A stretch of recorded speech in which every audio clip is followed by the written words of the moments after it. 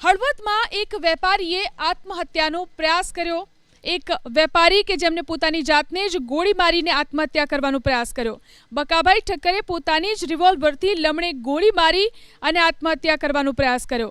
આત્મહત્યાના પ્રયાસ બાદ વેપારી બકાભાઈ ઠક્કરને તાત્કાલિક સારવાર માટે અમદાવાદ ખસેડવામાં આવ્યા છે। વેપારીએ આત્મહત્યાનો પ્રયાસ કરવા પાછળનું કારણ જાણવા પોલીસે તપાસ શરૂ કરી। તપાસમાં પોલીસને એક પત્ર મળ્યો હોવાની પણ માહિતી છે, જેમાં પોતાની મરજીથી ગોળી મારી હોવાનો પત્રમાં ઉલ્લેખ કર્યો છે।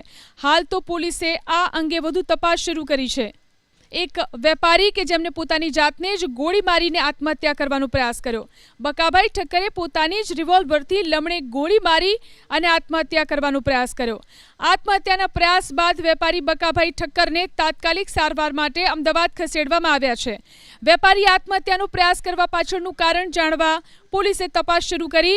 તપાસમાં પોલીસને એક પત્ર મળ્યો હોવાની પણ માહિતી છે, જેમાં પોતાની મરજીથી ગોળી મારી હોવાનો પત્રમાં ઉલ્લેખ કર્યો છે। હાલ તો પોલીસે આ અંગે વધુ તપાસ શરૂ કરી છે।